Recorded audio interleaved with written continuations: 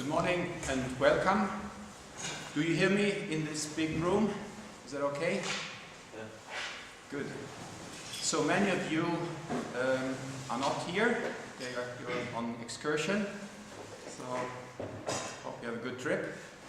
But I'm glad that you are here now in the audience, and we have some guests from Videregående Skole I Müller. Welcome. So this is the subject.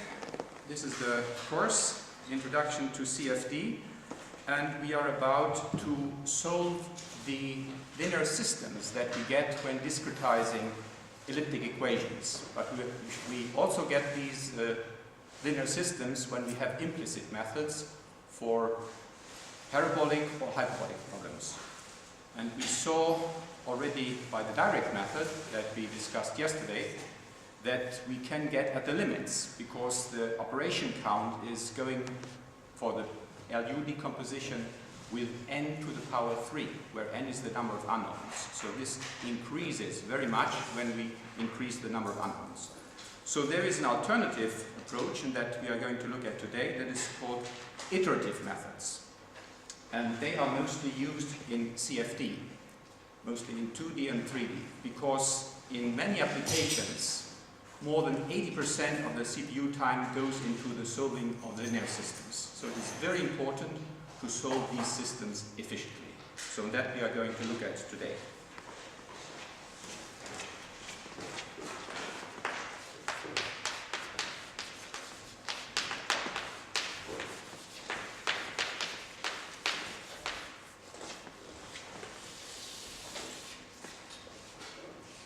So, in the direct method, we just define the matrix A, the right-hand side B, and then we solve the system AX equal to B, where X the unknown.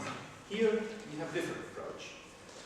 So here we start, in fact, like we do in solving time-dependent problems, we start not with an initial condition, but with an initial guess of the solution. We call that X0. So the 0 is now indicating the iteration level. So we start here with iteration 0 with some guess. You saw on Tuesday with radar 0 or some suitable value that is relevant to the problem, say the average of temperatures, if you have a heat conduction problem, would be appropriate. Then we make, say, a choice regarding the matrix and regarding the choice that we will take at the new iteration level and the choice that we take at the old iteration level. So we write this in this form. We'll see that later on. And we will choose M such that it is non-singular, so that we can find its inverse. But we know we never compute the inverse in numerical analysis, so that because that is costly and it is not accurate compared to solving linear systems. But anyway, we have to choose M that it is non-singular.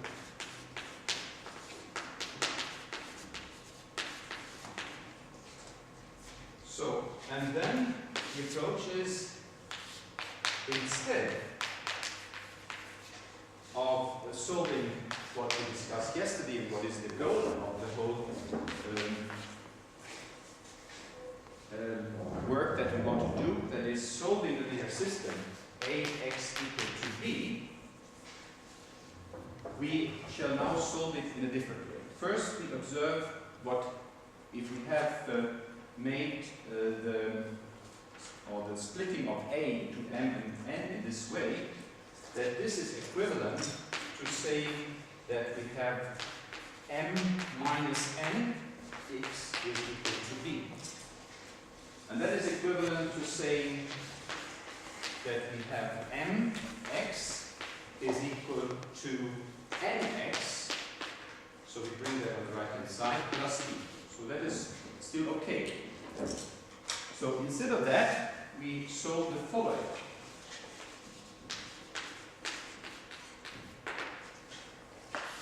And that is, now we are in our numbering at 13, that we take the initial guess.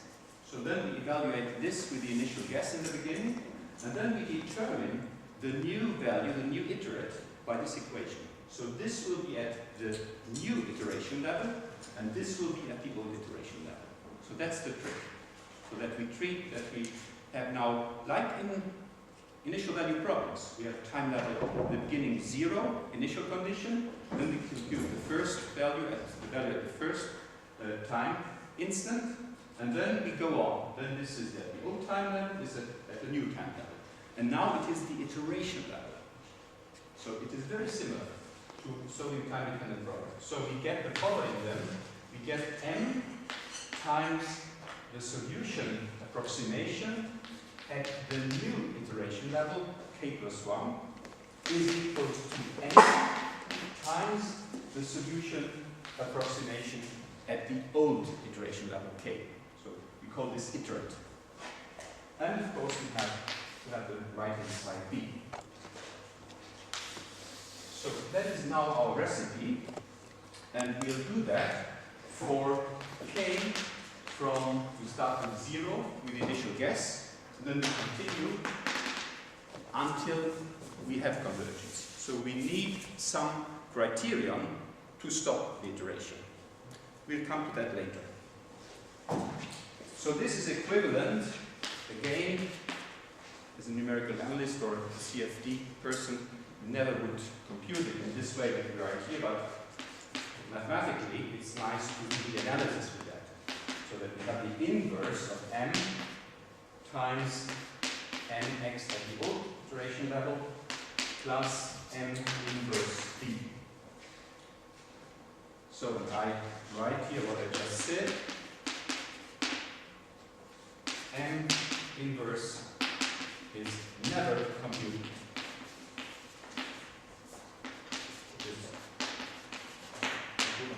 Nonsense to do it. It is more costly than solving linear system, and it spreads the error much more. And for example, for the band matrix, you could not preserve that the M inverse would be a full matrix. So you just solve the linear system, you do it that. But for the mathematical analysis, it's nice to have this form. So let's see. Then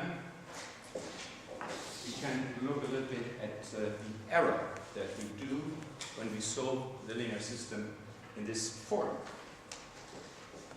So we have the following. We can say for the solution to the linear system, that is 1 that we started with, if we, or another way to say it, when we have convergence, then the xk plus 1 is equal to the xk. So then, when we have the solution of the linear system, then we will have this relation. So the solution to the linear system will be then m inverse nx plus n inverse b. So, since that, we can identify the iteration error that is now connecting to what we had in the beginning of this course. Now we'll see this iteration error. The iteration error is then the following. We call it epsilon iter for iteration, and that is at the iteration number k, and then we define that as the iterate xk minus the solution of the linear system that we want to compute. So this is something that we get when we do the process of the iteration, and this is the value that we want. This difference is the iteration error. And now by using this relation here and the relation for the solution of the linear system here, we can identify this to be m inverse n times the iteration k minus 1. So we just take this formula here at k. So then this is k and this is k minus 1. We plug it in here, and then we see that we get this relation here. And this is the iteration level, the iteration error at the previous time level, at previous iteration level, k minus 1. So from that we see that each time we do an iteration, the iteration error is obtained by taking the one at the old iteration level and multiplying it by the matrix M inverse N. So from that, if we apply that, if we continue this process until k equal to 0, we see then the following relation for the iteration error, that is 14, that the iteration error for the iteration k is equal to this matrix M inverse N to the power k times the iteration error of the initial guess. So that is what we can get out of this. So that was the iteration error of the initial guess. And now we can ask ourselves, when will this process converge? It will converge when the error goes to 0. So that means when the error, when this goes to 0. So let's write that. So the iteration 13 converges, and here it is meant in the sense converging to the solution of the linear system, x, solving ax equal b. So it converges if the limit of the iteration number to infinity of the iteration error is 0. So then we are fine. And to get there, we need that the spectral radius of this matrix must be smaller than 1. It must be smaller, not equal, then that doesn't work, then we would get something in the end, it must be smaller. Because when we do this process over and over again, then the error will by that diminish to 0. So that will be the condition for the convergence. So this condition of convergence is satisfied if and only if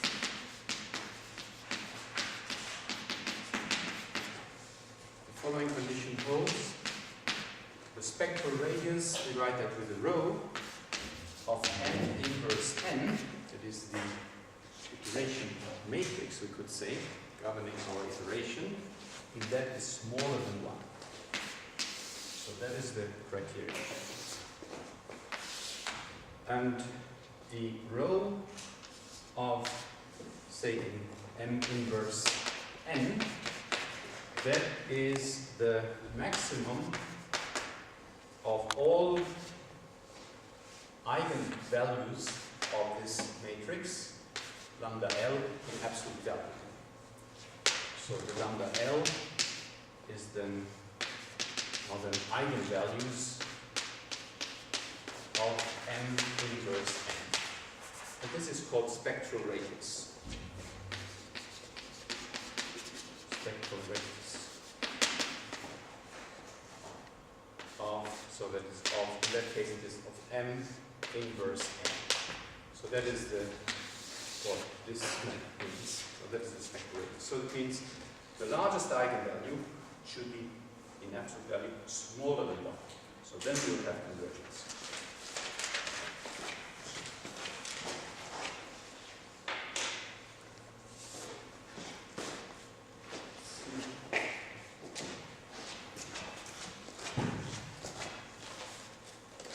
So now we'll choose then M and N, and then you'll see there is known examples that we saw also with regular Tuesday. So we'll make this splitting of A into M and N.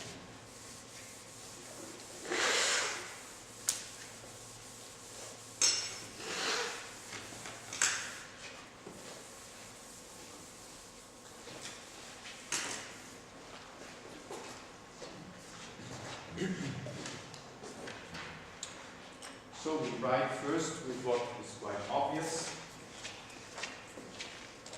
We write the matrix A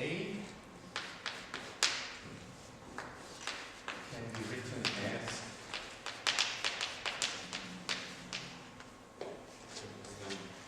following. We write it as the lower triangular matrix, so that is everything below the diagonal, plus the diagonal itself, plus the upper triangular part of the matrix. So imagine our matrix A looks like this. So we have the diagonal, and we have something above. I denote that by that. So that will be something above, and we will have something below. Say by the star. So it's just coming from the matrix itself. So then we first look at the lower triangular part. That is then the part with the star. The rest is 0. So that is the L. And then we'll have the diagonal. Just the diagonal, nothing else. With the zeros. And the upper triangular part, which we denoted by the number symbol. The rest is 0. A little further down. So that is, when you have the matrix, you have this splitting in the different parts. It's just taking the different parts. So that here is the strict lower. That is diagonal, and that is the strict upper.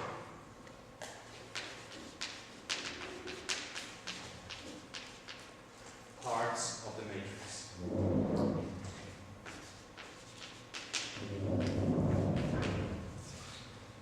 So then you see here we have the A is equal to the L times G times U. So we'll use now this splitting of the matrix in its parts. And the first method, that is the easiest one, and that has the slowest convergence. We usually will not choose it, but it's good to have it anyway. That is Jacobi method. That is named after Carl Gustav Jakob Jacobi, German mathematician in the 19th century. So, the following choice, 18, that we simply chose the diagonal as the part that will then be here, that we will operate on the new iterative. And the rest will be then the n. So the n will then be the, let's see, yeah, it will be, let's see, in the way I wrote it, just to check. Yes, that's right. So we have to take it with a minus on the other side, that one has a minus. So it will be then the rest, and the rest will be then minus the lower plus the upper triangular parts. So that would be our simple choice. That we say the new iterative that will be multiplied by the diagonal matrix. On the right hand side we have the rest, taken with a minus on the right hand side. So then we are discussing our elliptic problem, and for the elliptic problem we have been looking at the Poisson equation.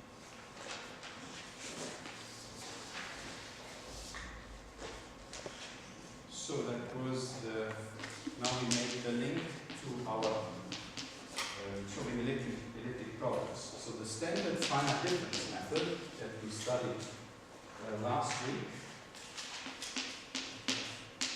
15, in chapter 9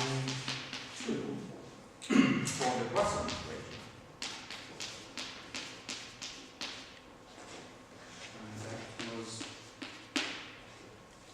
the Poisson equation, that was the number 1 in chapter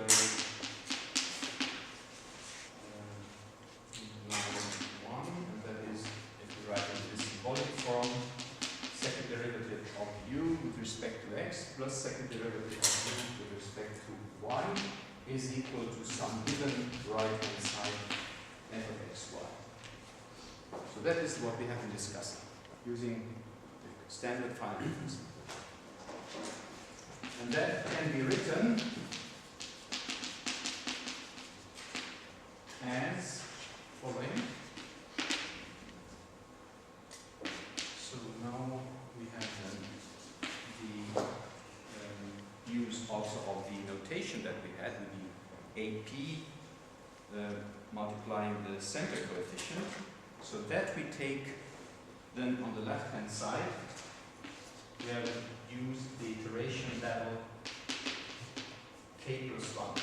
So now remember, we are now solving for the unknowns uij for all our grid, for I from 1 to ni, j from 1 to nj. And then we have now the notation here for the rest. In our case, we have then the southern coefficient as multiplying the uij minus 1, and that is then at the old iteration level, because that is related to the lower triangular matrix, this part. And still also the w is related to that, and that is the ai minus 1j, also at the old iteration level.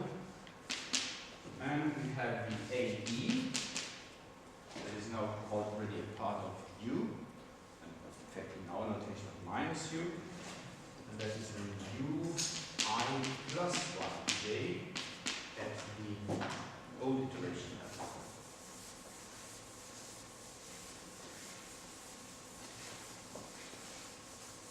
And then we have to include also the a north.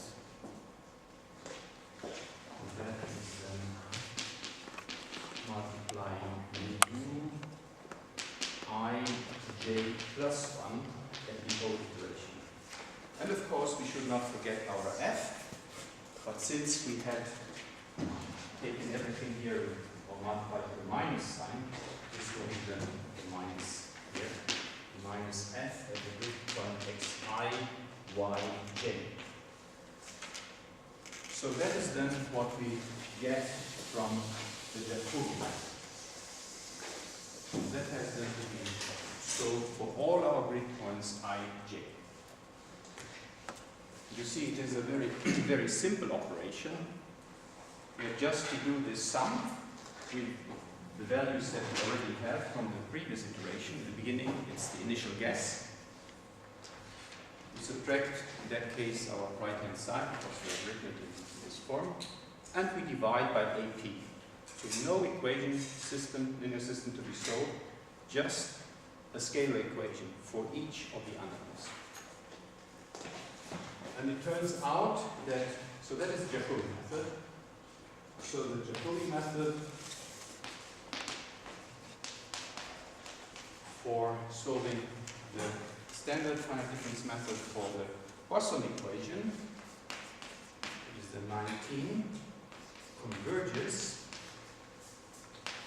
Actually, here it is, yeah, that's right. It converges if the matrix A, so here we still need the matrix, but we don't need for the computation, just for the analysis, if A is diagonally dominant.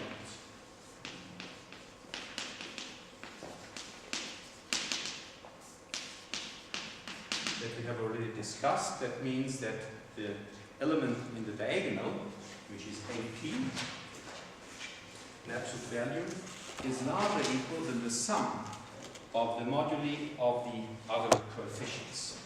And we saw in our case, in fact, the AP is equal to the sum, and the coefficients are all positive.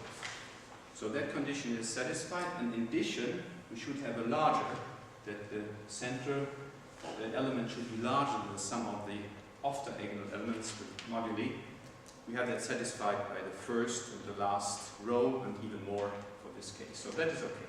So in our case, A is diagonally dominant for this problem, and the Jacobi method will converge. So what are the advantages of using the Jacobi method? We need no matrix. The matrix needs to be defined.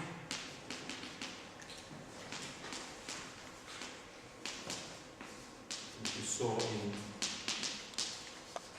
exercise 10 that you are currently, probably have finished or just finishing shortly, that can be quite a challenge. So that does not need to be defined nor stored. So we save there some work, and we save also some storage. And if we count the operation, the number of operations that is needed, we will see, we will have, each time we have a multiply here, so we have 4 of them, and we have 3 plus here. We have here a minus, so that's 4 multiplies, 3 plus, 1 minus, 8 operations, and we have in the end to divide by AP. So we have 9 operations. 9 operations per point. So that means then only 9, we call that floating point operations per point. So it goes with a number of unknowns. But the disadvantage of this method is if you apply it, the convergence is slow. So you will need many iterations until you are close to the exact solution of linear system to X. So we have slow convergence.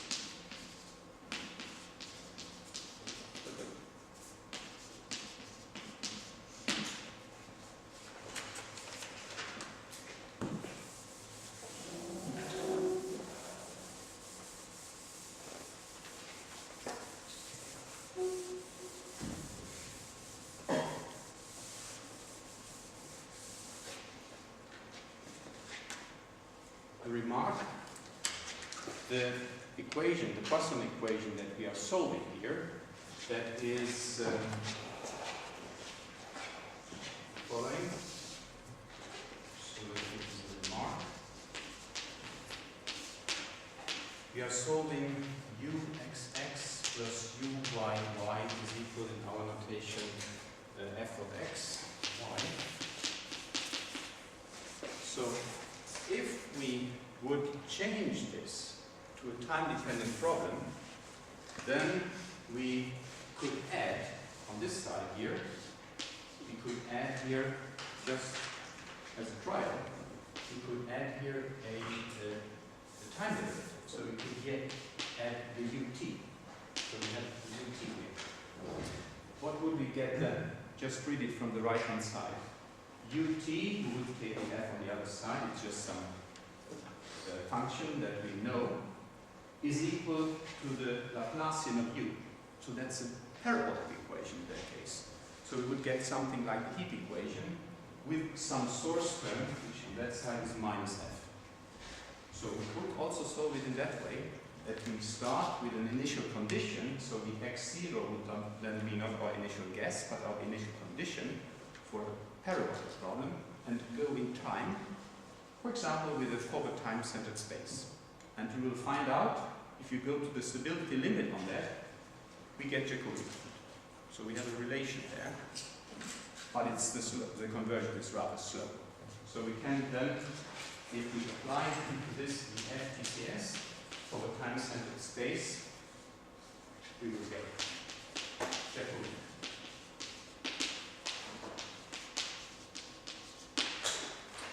So that is just a side remark to link what we have been discussing before for time-dependent problems to solving the linear system by an iterative method. So now we want to proceed with the the iteration methods, so we don't pursue this any longer. We return to our this, and after having looking at this here, we now try another choice of making the splitting of A into M and N. That is a choice that will converge faster than Jacobi before.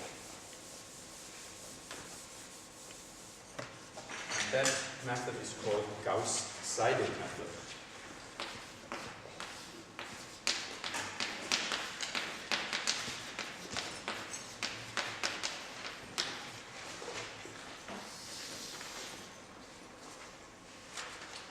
And that is named after the Princeps Mathematicorum, so the chief of the mathematicians, also called Carl Friedrich Gauss, and Philipp Ludwig von Seidel, German mathematicians of the 19th century.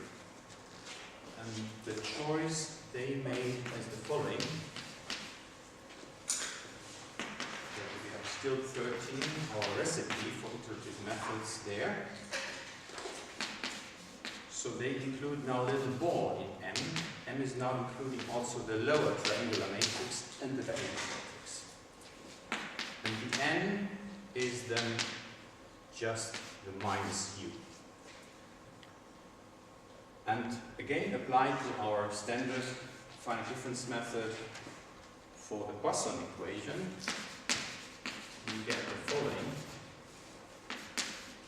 Applied to standard M 15 in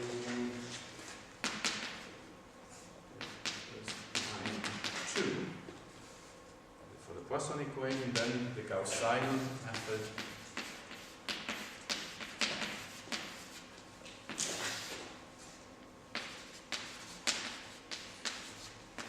becomes the following.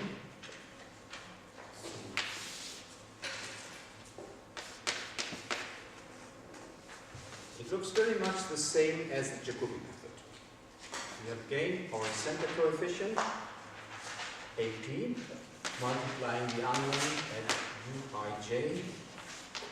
That is the unknown of the discretized Poisson equation at grid point xi, yj. That is equal to, and now we start again as we did there. We start with AS. We have that at Uij minus 1. And the trick is now, when we start with the ordering in such a way when we have our system, our grid, say we have our grid where we have X, where we have here the Y, and we have our grid lines, I is going this direction, and we have the grids here. Then we start here with the index 1, 1. So then we have here the index ni1. So we first take the i's and then we take the j's. So in the index here, that would be the 1 nj. And the corner point would be ni nj. So if we do this ordering, imagine we have computed everything already for the first line, and say imagine we are at some point here, or we want to compute it here, let's say here. Then we already know the value that we have computed at the new iteration level, because we have already gone through. So that means we can take that at the new iteration level. It's already available. So the trick of Gauss-Seidel is we use what we already have. It's already there. Why not use it? Then we just use it. And the same is true. So then we have this is our P. This is our P. This is our S. This is our west. This is our east. So then we can also use the western point because the value there, because it's already available. And that is then the A west, Ui minus 1j at the new iteration level, k plus 1. However, for the others, east and this is then north, they are not yet available. They have to be taken at the old iteration level. So that is then the A east first. That is ui plus 1j at the old iteration level, and the A north at uij plus 1 at the old iteration level. And we should not forget the right-hand side, which gives us with the minus f of xi yj.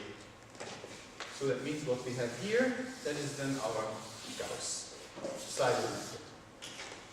Compared to the Jacobi method, the only difference is that we have here the k plus 1.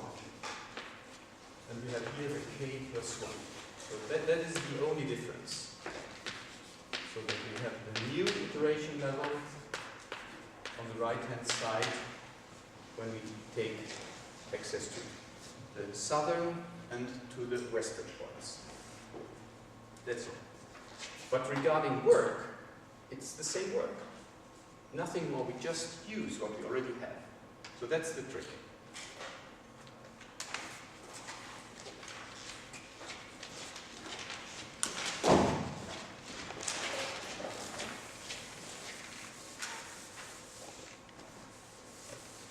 Regarding programming, it's in fact easier to do the Gauss Seidel because you can just override the values as you do the iteration directly with the new ones and then use them automatically. With Jacobi, you have to use always to distinguish old and new iteration level. Like we had to do with the time stepping method with time level n and n plus 1.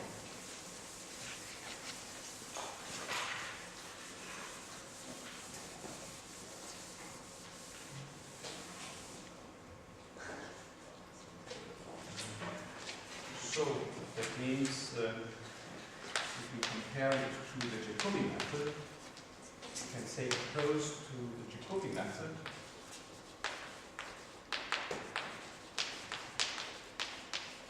we already computed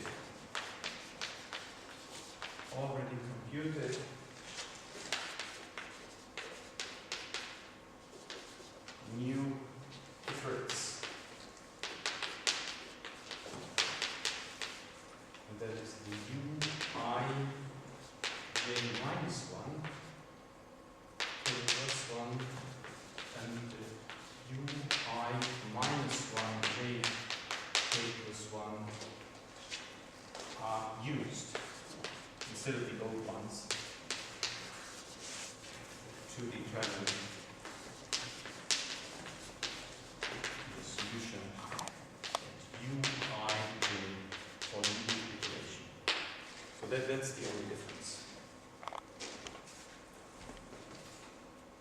Regarding convergence, the Gauss Seidel method converges if the matrix A is diagonally dominant. That is the same as for the Jacobi.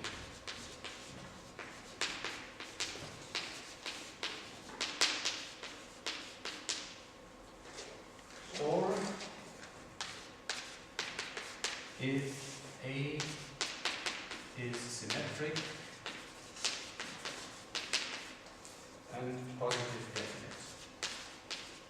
What is the case for all matrices? There's both properties. Definite. So then we have convergence assured. And we can see and also show that it takes roughly half the number of operations than the Jacobi method to do Gauss Seidel. So in that case it is more efficient.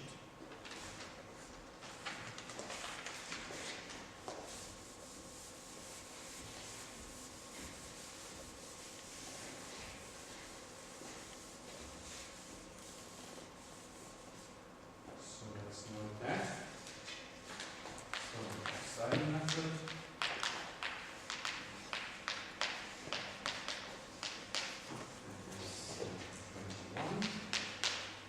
Converges twice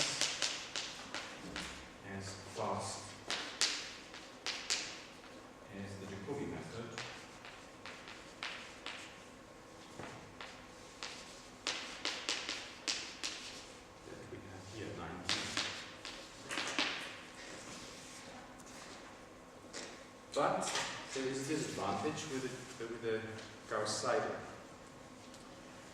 And the disadvantage is that for being able to get the new iterate, we have already to know these. So that we are really required to go along the first line and the second and so on. So we cannot start working at some other end here. So that means we cannot split the work on different processes. So it is a recurrence that we have here. And this recurrence makes it necessary that we have to do one after the other. So that's not good for a vector machine and not good for a parallel computer. So that's the disadvantage. So it's not so easy to parallelize that. What you can do, if you have different of these systems, you can solve them in parallel. But if you have just one system, it's not good for parallelization. Whereas the Jacobi, that is perfect. You can distribute that as you like to different processors, and they can work completely independently, just having the iterates at the whole iteration level. So that's beautiful. Okay, well, then maybe before the break, just one remark regarding when to stop the iteration. We have not discussed yet that.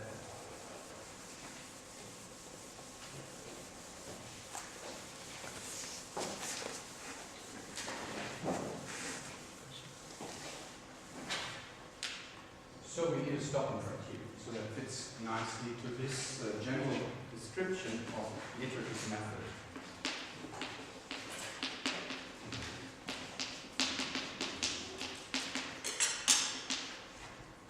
Stopping criteria. So there are essentially two ways you can do it. I advocate the following one. That is by checking the change from the old iteration to the new iteration. So the change from this xk plus 1 minus xk. That tells you what is the difference, how much has changed. If this change gets smaller and smaller, there is no need to continue at some point. And I recommend to relate that to the difference from the initial guess to the first iterate.